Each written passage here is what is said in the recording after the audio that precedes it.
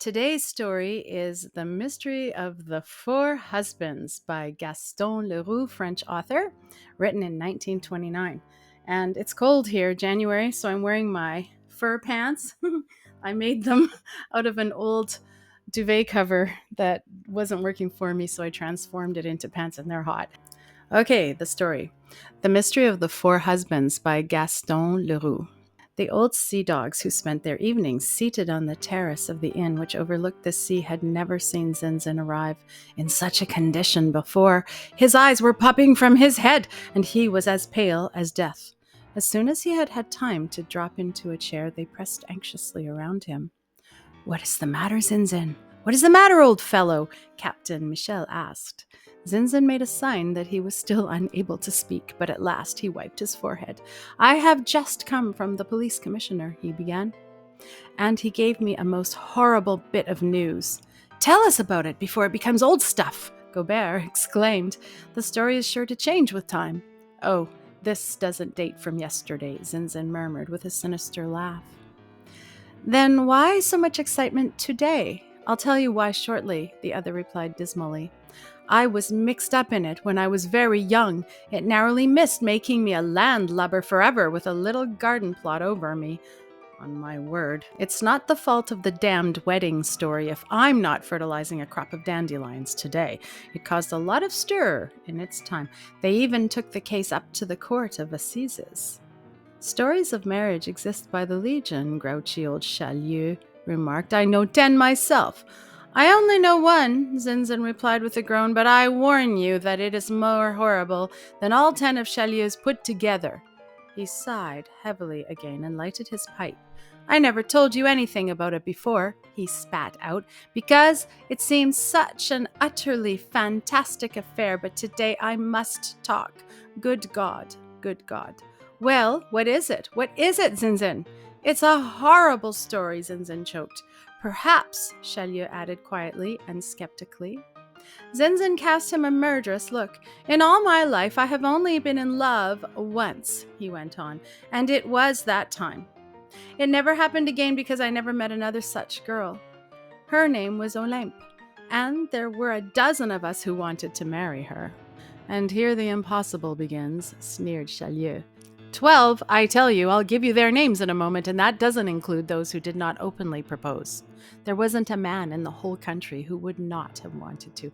She wasn't rich, but she came of good family and beautiful.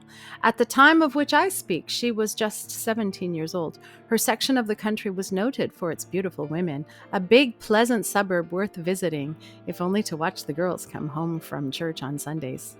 Well, in all the town, there was not one girl fit to tie her shoes, and that meant a lot. Listen, if you have ever gone to Caen, perhaps you have seen Renoir's portraits of young girls. Those pictures are pure fantasy, pictures of flowers and sunlight, not humans. Well, Olympe was like that, a ray of sun and the petals of a rose, a dream. But a dream with eyes and a mouth, enormous childish eyes with supernatural purity in their gaze, and the mouth of a woman. The mouth alone was of flesh and blood. Olympe was like an angel come down to earth to kiss. We were all crazy about her. She lived alone with her grandmother, who had taken her from school at the death of her parents and entrusted her to the safe care of the servant Palmyre, who was the girl's willing slave. Olympe was still much of a child, often playing with the country urchins, returning home with armfuls of wild flowers, baskets filled with wild strawberries. She would run behind the flocks with the sheepdogs when she crossed them on the road, and often scandalized the old women by returning home at night astride a goat. In nice weather, the old people would sit outside their doors on little wooden benches and wait for her to come. She had a wonderful imagination and told them stories which she made up as she went along. The grandmother, who in her day had been the beautiful Madame Gratien, lived in a big old house in the Place de l'Abbaye. The gardens were closed in by walls, and at the back looked out on the open country. She knew all the elite of the neighborhood and had maintained connections in the city. The behavior of her granddaughter had amused her in the beginning, but at last it began to preoccupy her.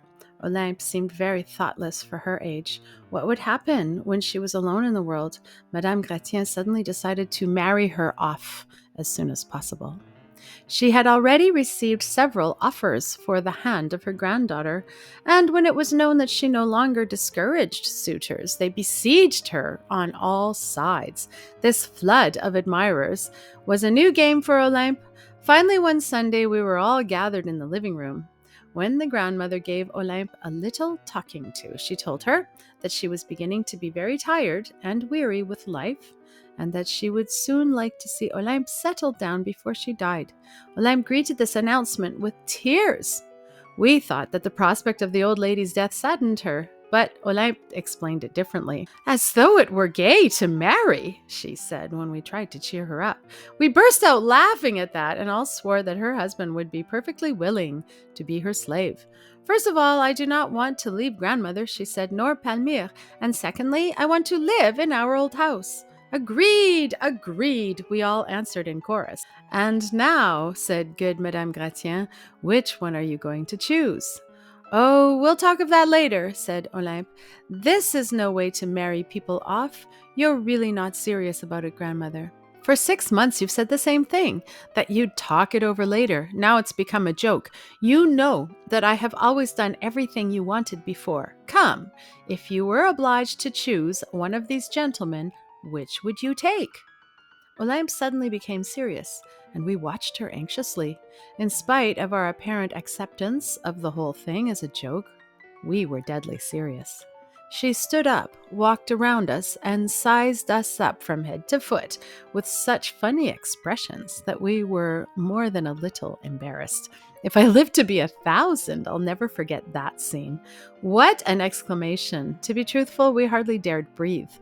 She made us stand, lined us up, placing us, changing us, advancing a man to the head of the line, and then, after looking him straight in the eyes, sending him back to third or fourth position. The grandmother encouraged us from time to time with a "Hold yourselves well, gentlemen, hold yourselves well, be serious."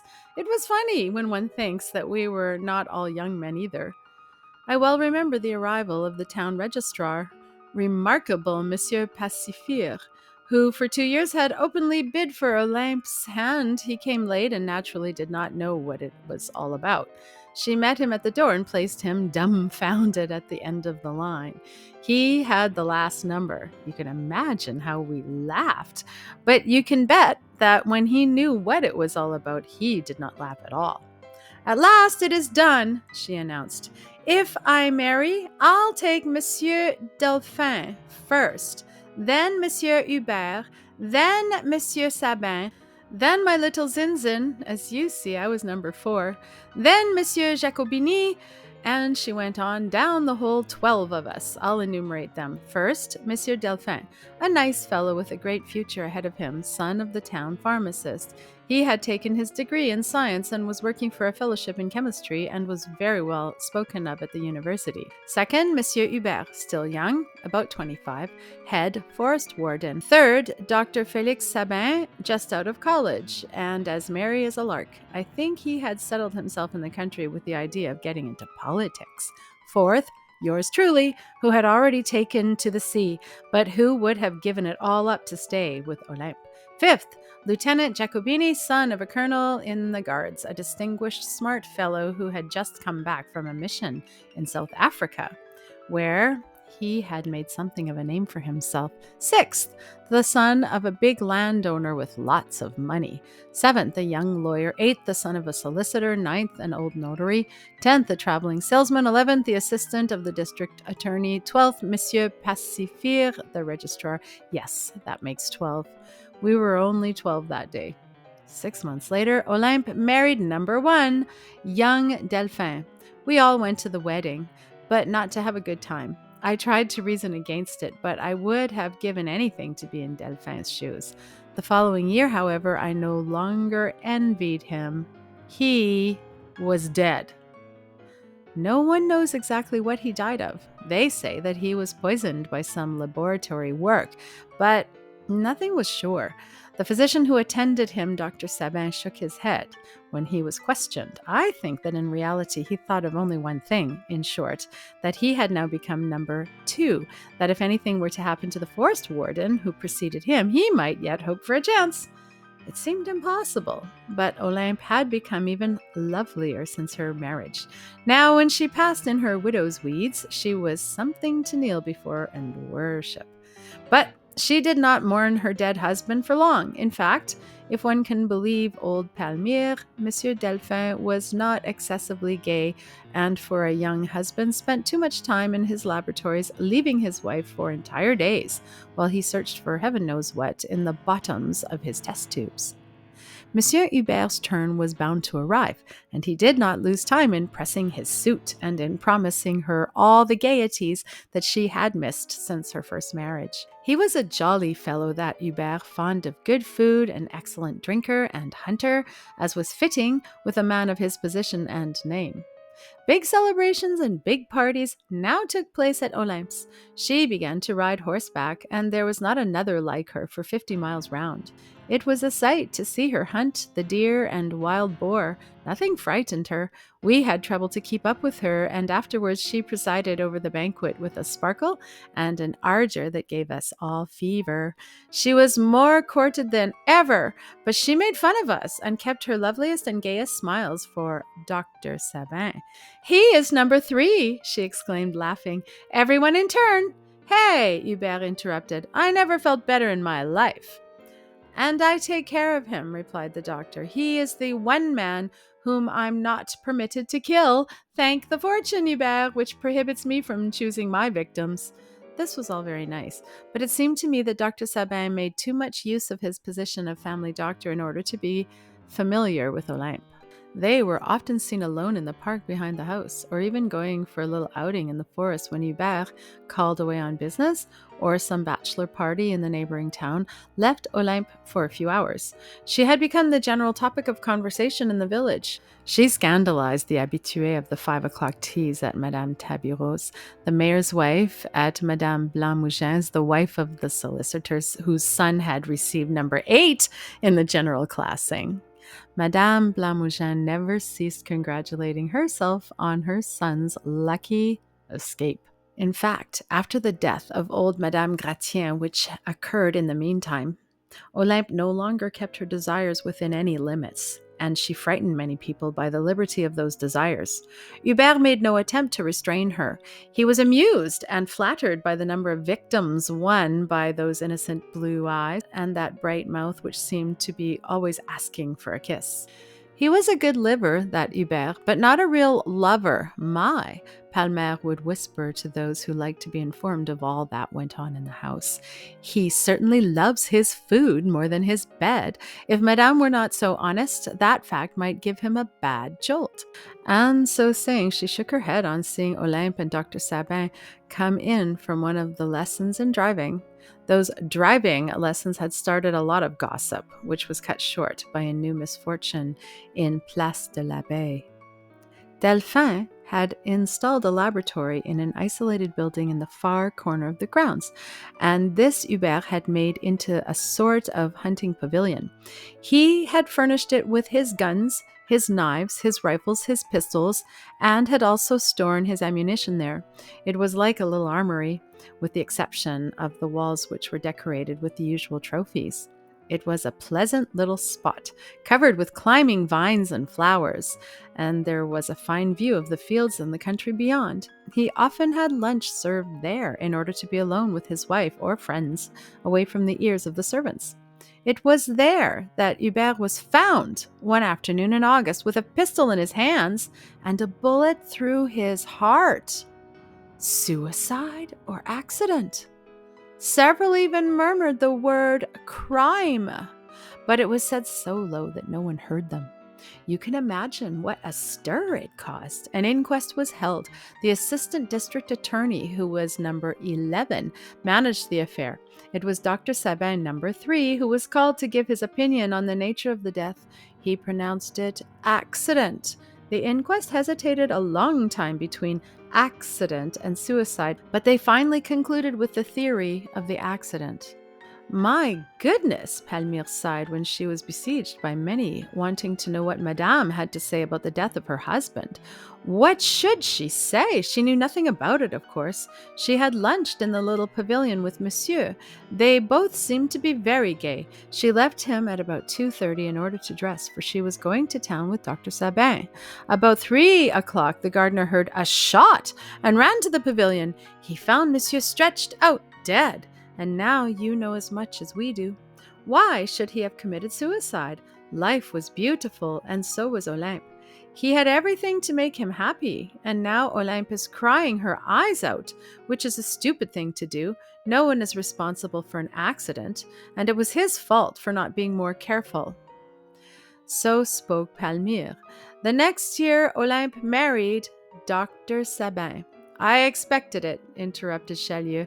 If your blue-eyed angel with that passionate mouth has to give herself to all 12 of those gentlemen, we haven't finished, and it's not going to be a funny tale. I didn't promise you a funny story. I told you that it was horrible.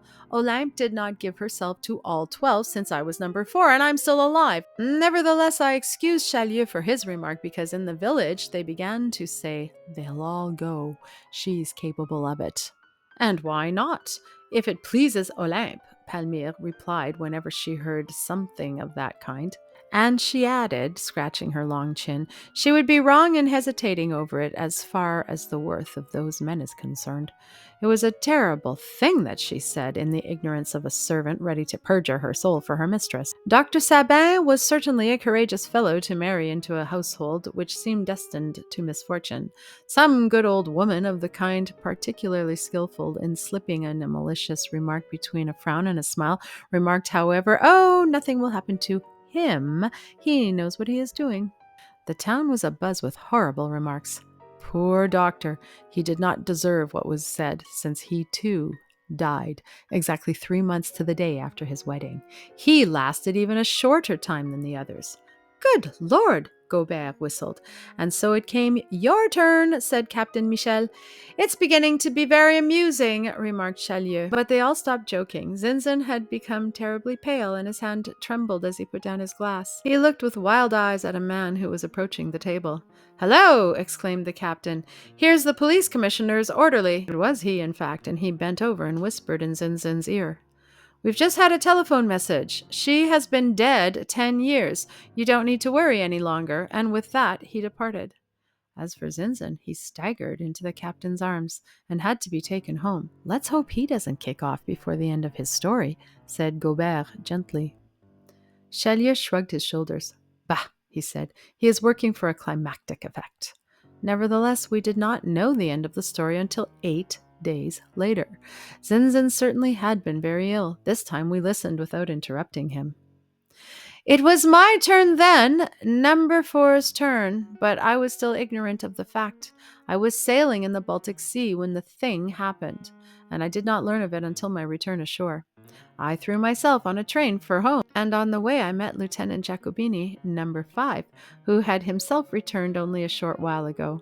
Our trip was not a merry one. I confess that in spite of the certainty I now had of being able to marry Olympe, and in spite of the hope Lieutenant Jacobini had of soon being able to cheer up my widow, this double prospect did not fill us with merriment. The house on Place de l'Abbaye seemed less like a place of joy to us now, and more like a tomb. The first thing I asked Jacobini after he had told me the sinister news was naturally if he could give me a few details on the doctor's death. How had he died? He answered gloomily that he hadn't the faintest idea and that no one else had either, but that he more than anyone wanted to get to the bottom of it. That was the reason for his return. "And you?" he asked me. "Oh," I answered, "as for me, you can understand that I am interested in the matter at least as much as you are." "Yes," he replied without the slightest sarcasm, "I understand that. It is an even more urgent matter for you. But," I went on, "they must have called his death by some name. Not any more of a name than they gave the death of Olympe's first husband. They claimed that Delphin was poisoned by some laboratory experiment, but the thing was never proved, and as far as Dr. Sabin is concerned, it can't be that." All these deaths are certainly very strange. Tell me, Jacobini, aren't the police interested in this? Yes, our assistant district attorney, number 11, has ordered an investigation. I ought to add that Olympe was the first to ask it. They made an autopsy on the body and found nothing. But that doesn't prove a thing, he added in a tone which struck me. What do you mean? Have you a suspicion? In such matters, replied Jacobini, it is not permissible to have suspicions. One must be certain or keep still. And he kept still. But all this did not tend to quiet my anxiety. Then he died in his bed? Was he ill? No. Olympe found him about 5 o'clock in the afternoon in his room, stretched out on the floor with the table and chair overturned, his mouth still foaming and his face distorted from horror. It was proved that he had been in the room alone from 3 o'clock on, and that the house was completely deserted as the servants had gone to a nearby fair. And Madame Sabin? She had lunched with him in the little pavilion at the end of the garden and had remained there to embroider with Palmyre. Then what was the conclusion of the inquest? That Dr. Sabin died from an attack of epilepsy. Was he subject to it? No, but it seems that does not always follow. We were silent a long time. Then I sighed. We ought to be sincerely sorry for Olympe, I said, because otherwise it would be too horrible. Yes, he replied, after thinking a minute. You are right, it would be too horrible. She must be pitied. Besides, Palmyre says that she is completely crushed. No one ever sees her now. She never goes out. According to gossip, she wants to enter a convent. It is natural enough that after 3 unfortunate marriages like these, she should be sick of matrimony. And I congratulate you, he added with a strange laugh. Then he went on quickly because he was an extremely polite fellow. I hope I haven't pained you in saying that. I don't know, I answered. We arrived an hour later. We hadn't forewarned anyone, and it was already late at night. We had decided to go directly to the Hôtel de Bourgogne, and I was surprised to find the solicitor's son, number 8, waiting for us on the platform. I remembered his name now. He was called Juste. There is nothing to say about him except that he was an honest fellow, and that Dr. Sabin had often treated him for rheumatism. I knew that you had landed, he said to me, and that you were taking this train. What hotel are you going to? To the Bourgogne with Lieutenant Jacobini. Juste had been so preoccupied with me that he hadn't noticed my companion. He shook him warmly by the hand and said that he would go with us. I was growing more puzzled every moment. At the hotel, he followed me to my room and gave me a packet, for which he asked a receipt. This was entrusted to my honor, he said, with the mission of giving it into your own hands. I examined the sealed envelope quickly and recognized the writing immediately. My name was written on the outside, with the addition, "To be delivered after my death." Yes, the other replied, I have accomplished my mission and I am only accountable to him. But since I haven't the faintest idea of what is contained in that letter, I want a receipt to be on the safe side. I gave him his receipt. In giving you this letter, I asked, Dr. Sabin said nothing special? Not a thing, he replied. He told me nothing, absolutely nothing. Upon which he shook my hand and took leave of me a bit hurriedly. He seemed free of a great weight. I opened the letter feverishly. 10 minutes later, somebody knocked at Jacobini's door. He was just about to get into bed and called out, asking who was there. As no one answered him, he went to the door and opened it impatiently. A ghost with a letter in its hand entered his room. This ghost was I, and I hadn't strength enough even to speak. He sat me down, took the letter from my hands, locked the door, and read. I will never forget him as he stood there bent over the lamp. The letter, which had plunged me into a sort of prostration, had an entirely different effect upon him. Everything about him seemed to tighten up, while with me there had been a complete loosening of my willpower. He frowned heavily. His eyebrows were knitted. His chin grew more prominent, and a dangerous flame, like the cold steel flash of a sword, lit the eyes intent on reading the document, a document which had been written by the trembling hand of a man who knew himself condemned to death. This is what Dr. Sabin had written. The original has long been in the police files, but this is a copy. Dear Zinzin, before marrying Olympe, I want you to read this. It is a man who is about to die who is writing to you. I have been horribly poisoned. No one knows it except the guilty one or guilty ones and me. I have not complained, for I have got only what I deserved. Thanks to strong drugs, I have been able at times to overcome the pain which is destroying me and still to appear human. Thus, I have been able to see Juste without giving anything away to him. Nor will you tell him anything unless he too should want to marry Olympe, in which case you will show him this letter.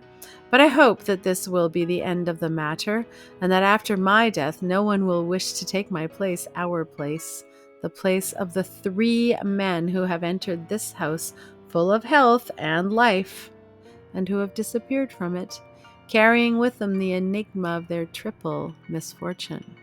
As far as possible, keep scandal from Olympe. I have loved her too much. I still love her, perhaps. No scandal, therefore, unless it be absolutely necessary. And besides, I am certain of nothing. In such a case, proof of guilt is necessary, and I have none. I might be able to accuse her with a chance of not making a mistake, but I haven't the right. And I will tell you why. You know that after Hubert's death, I returned a verdict of suicide. But Hubert did not commit suicide. Hubert was murdered. And I knew the truth at my first sight of the body by the position of the pistol in his hand. The weapon had been placed in his hand after his death. I won't go into details, but I could have proved it very easily. I had been called immediately after the discovery of the body in the hope that perhaps life still stirred within him. But it was all over. Next to the corpse stood Olympe in tears. Before looking at the woman, I had seen the pistol and had already reached a conclusion. Then I looked at the woman. You may have suspected the affectionate ties that bound us already. Besides, Olympe made no effort to hide the truth, and I had spoken to her about it more than once. Looking at her, it seemed to me that her eyes wavered after catching mine, and they left me the impression of an ardent and silent plea. Even today I am sure that I was not mistaken, and I feel a chill of horror. That woman killed Hubert in order to be mine. It was horrible, but I adored her. And not only did I not denounce her, but without her noticing, and for pity of her, I slipped the pistol into the correct position.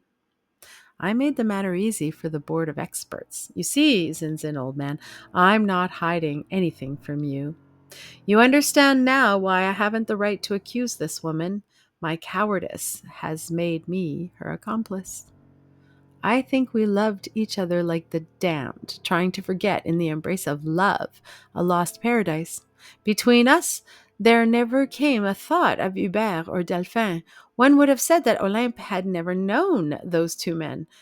But I was curious to know how Delphin had died, and I began a cunning investigation, which one day they must have noticed.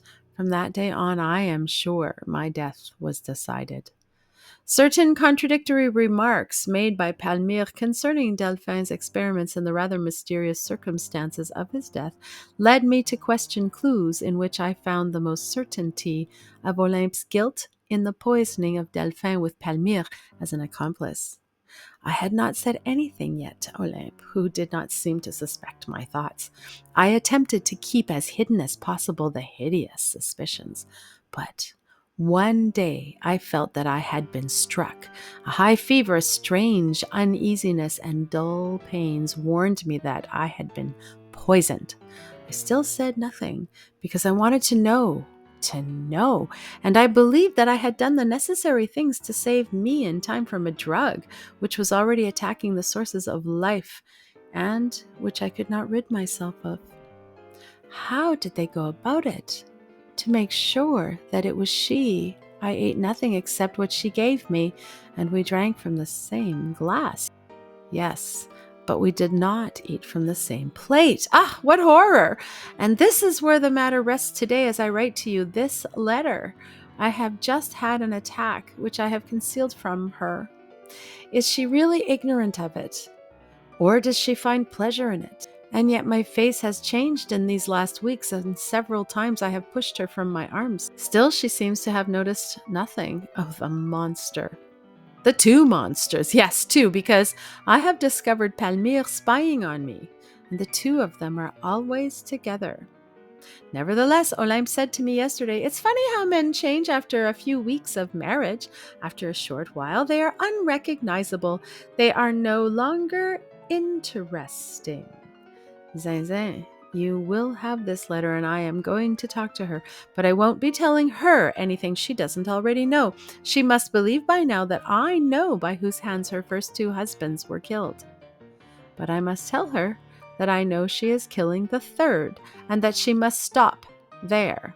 Ah, Olympe, our Olympe, if you knew, Zinzin, you would understand, and you would pardon me. Perhaps, after all, she is not guilty. Perhaps Palmyre is responsible. Perhaps Palmyre did it, all alone. Ah, if that only could be true. This is an idea which has come to me a little late. Too late. Think it over, Zinzin. I am now past thinking. I suffer too much, and yet I do not like to die without knowing. If she could only prove to me that it is Palmyre who did it alone, I love her still. Zinzin! After this last line, the writing was so disordered and jumbled that it was difficult to read, and the signature which followed seemed to express the supreme effort of a man from whom life is escaping, and yet Dr. Sabin could not have died that day. Probably by the feverish use of some medicine he was able to suspend his destiny. We know that the unfortunate man did not die until after lunch the next day.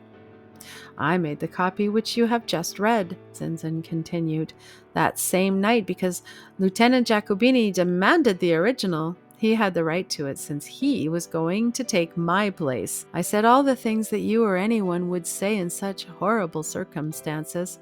But I realized that his mind was made up and that there was nothing more to do. Of course, it is no longer a question of love for Olympe. He has made a vow to punish her for her crimes.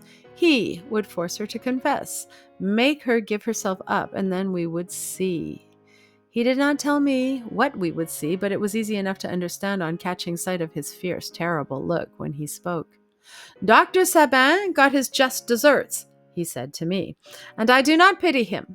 But that poor Hubert was my friend, and Delphin I loved as a younger brother, and I may be responsible for his death.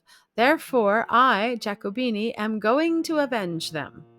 To accomplish that, he decided to marry Olympe. And if she doesn't want to marry? I asked him. He laughed a horrible laugh.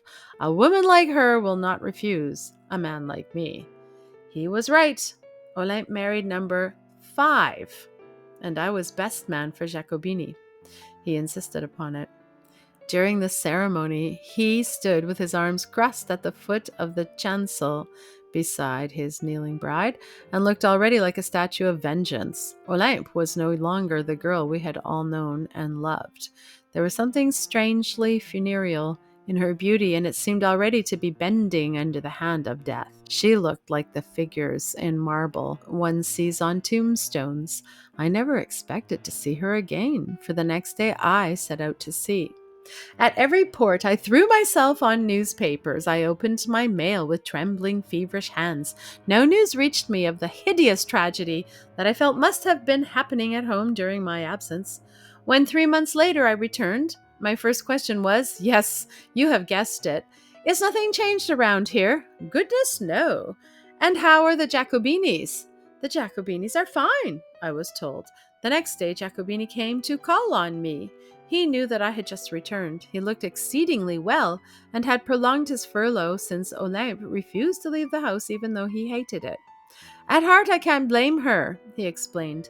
She believes that if she leaves the house and this town where she spent such a happy youth, it will look as though the evil tongues which claim she had a hand in the death of her 3 husbands have some cause for their suspicions. I looked at Jacobini, but he met my gaze clearly. I understand your astonishment, he said, but Olympe is not to be suspected. So much the better, so much the better. Let's drop the subject then. Zinzin, Yes, Jacobini. I have come to talk to you, and you must listen to me. The first thing I did on returning to the house after the wedding was to show her Dr. Sabin's letter.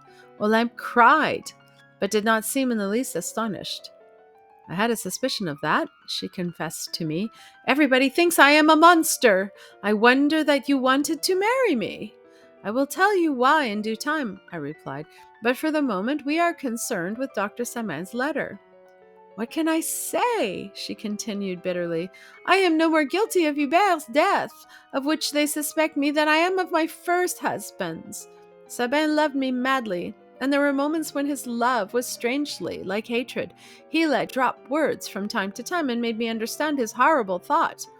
And he started an abominable investigation. He questioned Palmyre, who repeated everything to me. I tried to quiet him. Above all, I wanted to avoid any scandal. I told myself that his state of mind would pass with time, and that, as I had nothing to hide, he would end by understanding that we were all the victims of a horrible fate. Then suddenly he believed himself poisoned. He did not tell me in the beginning. I myself did not mention the word poison so that nothing definite should happen between us. I did not want to be forced to call in the police or to send him from the house, but as he continued to suffer, I suggested that he consult a doctor. He did nothing. The day of his death, he was under the influence of a strong drug that made him delirious. He insisted on coming to the table, and as I knew what he suspected, I made a point of drinking only what he drank and of eating from the same plate. At the dessert, he threw himself at my feet and begged my pardon for having suspected me. He said he knew now that he was being poisoned by that horrible Palmyre, and he begged me to aid him in fastening the guilt on her. As I tried naturally to defend her, he left me abruptly and locked himself in his room. You know the rest.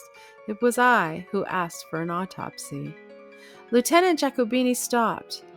And that convinced you of her innocence? I asked. No, he answered. If Olympe expected something of the nature of Sabin's letter, I was ready for an explanation, such as she gave me, with a few tears thrown into the bargain. My next remark to my bride of an hour was very abrupt. And what about the tally-tally, Olympe? What have you done with it? I asked. She started and turned a deathly white. Oh, she moaned. So, you think that I poisoned him with tally-tally? I took her by the wrist, and it was like holding the hand of marble. Listen, Olympe, Hubert died of an accident. I'll grant that, and it doesn't matter to me. But Delphin was my friend, and he and Dr. Sabin died the same death. They were both poisoned by the tally-tally, which leaves no trace. It was I who gave the poison to Delphin, that he might analyze it and find an antidote if possible. I brought it back with me on my last return from Africa, and I want to know what has become of it. It is a terrible poison which the wizards down there give to the unfortunates who are suspected of having brought the anger of bad spirits on the village. Its victims are a legion. I am responsible for what it has done in France. What have you done with the tally-tally, Olympe? Olympe looked at me with frozen eyes. She was no longer crying. There is no more tally-tally, she answered. Since when? I asked brutally, trying to gain control over her obstinate mind, which was clearly fighting against me now. Since I asked Delphin to destroy it. That was a gift, sir, which you should never have made. Not that I believe that he died of it, but because it would have been your fault if he had killed me with it. Was it the poison that was closed in the belly of the mahogany fetish, covered with bizarre signs and curious designs burned into the wood? That was it, Olympe. There's no possible error. You know the tally-tally well. Yes, Delphin used this poison and the barks of the tree which you brought him to make some experiments which interested me much more than the rest of his work, as a matter of fact. His test tubes and apparatus amused me in the beginning, but when tires of everything, I soon noticed, however, that Delphin was not well, and I blamed his languor on the bad air of the laboratory. I asked him to give up his work for a little while. He would not. So I asked him at least to do me the favor of destroying the tally-tally. He answered that there was nothing to fear because the tally-tally was only fatal to those who drank it, and that he was certainly not crazy enough to drink the liquid, which he had already tried out on chickens and rabbits. He was amused at my childishness, but I gave him no peace until he had destroyed the tally-tally in front of me and Palmyre. Tired of fighting with me about it, he threw the fetish and the poison into the fire, and it was burnt up in a moment. How did the poison act in the fire? First, there was a long green flame like a skyrocket, and that was followed by a suffocating vapor, which we ran from. As for the fetish itself, it was nothing more than an ember, which flashed a last grimace before falling into ashes. That is all, sir, and I have nothing else to tell you. But if it was to hear this that you married me, you might as well have dispensed with the ceremony. I would have given you the information just the same, and perhaps I would have loved you afterwards.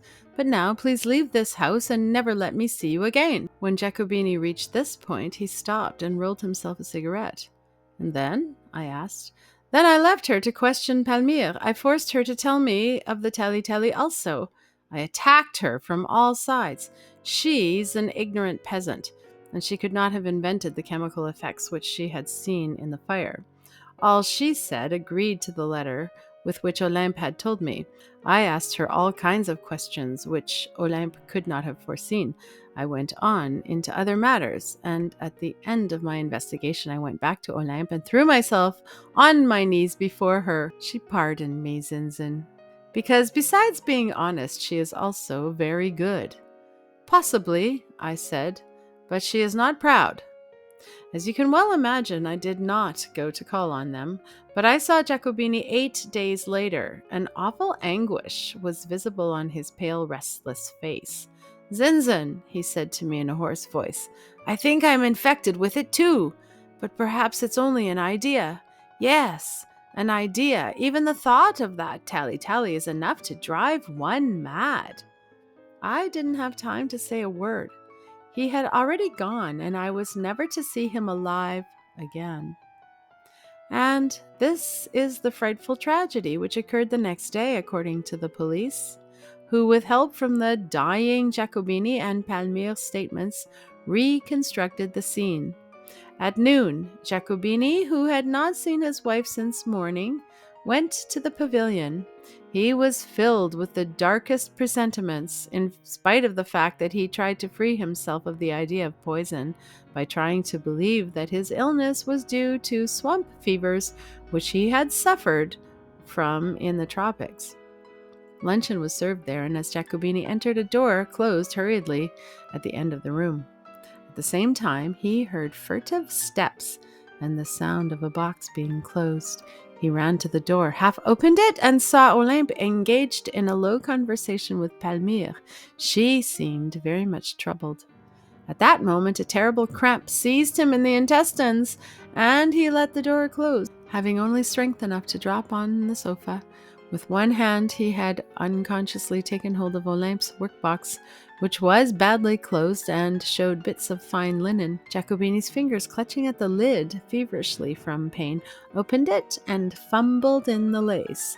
Suddenly, they struck a hard object, and he stood up, haggard and mad. In his hand, he held the fetish of death, the horrible phial, the hideous tally-tally which Olympe and Palmyre had sworn was destroyed, burned before them.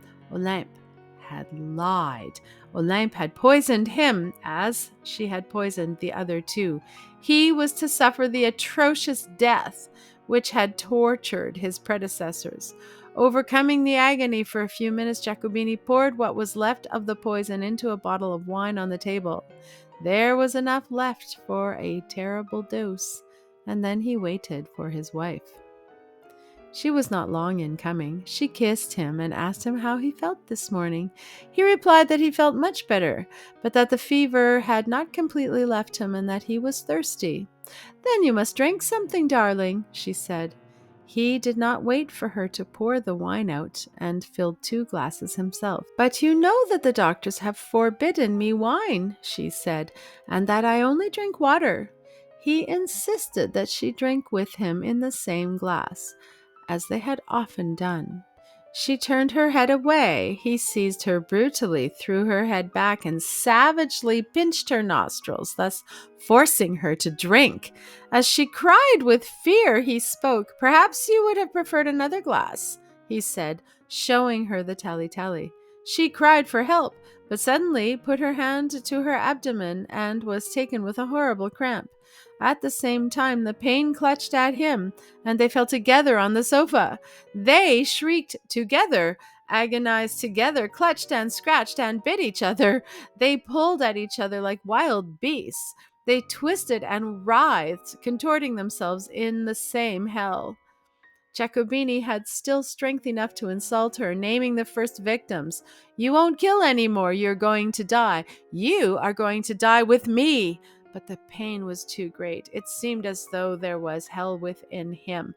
He pulled weapons down from the walls, and he tried to stab himself with a knife, and so to end the horror at one blow. But he only succeeded in making a terrible wound. Then he turned the steel toward Olympe and slit her open from top to bottom like an animal. The room echoed with her last howl. Possessed by 1,000 demons, he smashed her skull, pierced her like a pincushion, pulled out her eyes, and cut her into pieces. She was nothing more than a bleeding, nameless horror when the servants rushed into the room. But Jacobini did not die until the next morning, and in his few moments of lucidity narrated the hideous details of their abominable martyrdom. The assistant district attorney, who at one time had hoped to marry her, was present, and he returned home and went to bed ill. During the night he was so delirious that they thought he would lose his mind, and so add one more victim to the list. Zinzin stopped. Perspiration beaded his temples. He let out a sort of groan. "The most horrible part," he went on, "is the fact that she had done nothing." "Oh!" the others exclaimed. "Yes, she was innocent. I learned that the other day, only the other day." "Palmyre had done it all," Gobert explained. "As to her," said Zinzin, with a terrible laugh, "the police took her and kept her. You can well understand that I did everything in my power to have her given full punishment. All she did was to say no and to cry about Olympe. Concerning her mistress, however, she gave us explanations which dumbfounded us. They were so utterly stupid or naive. For example, when they asked her, if your mistress was innocent, she would not have told her husband that the tally-tally had been destroyed before the two of you. "Bah, that is simple," Palmyre answered. "We agreed between us to say that it had been because there were already rumors about us, and we did not want to be suspected. Besides, we did not know what had become of the tally-tally because we really believed that Monsieur Delphin had burned it all the day that he threw a few drops in to please Madame." "Yes, she had said that," Zinzin went on, "and she was hissed and hooted. I cried louder than the rest." "And what was she sentenced to?" asked Chaulieu. "Death," replied Zinzin in a whisper. "But they don't execute women." "No, her sentence was changed to life imprisonment. She died in her cell about 10 years ago. I learned that the other day also." "And did she repent? Did she confess?" Michel asked. "No," Zinzin answered, looking at us like a madman. "And she had nothing to confess. She, too, was innocent." "Good God!" Chaulieu exclaimed. "But then who was guilty?" Gobert asked. "A man who had just died and confessed on his deathbed. After the tragedy, he left the town and settled not far from here. Yes, he died the other day at Mourion. That man had owned some property which touched the edge of Olympe's estate in the far corner where the pavilion was." "But who was the man? One of the 12? "Yes, one of the 12. The 12th, to be exact. He naturally could not ever hope to marry Olympe, because of course she would never go through with 11 husbands after such deaths, but he eliminated those who had been happier than he. And at the end, he had fixed it so that the evidence all pointed to Olympe. Do you remember when the 12th suitor arrived that day? When we were all lined up in the drawing room, the arrival of Monsieur Passivir, the registrar, what fun Olympe made of him, and how we had all laughed when she placed him at the foot of the line? Yes, we made fun of Monsieur Passivir when he came into the room. Well, he avenged himself, that man." The end.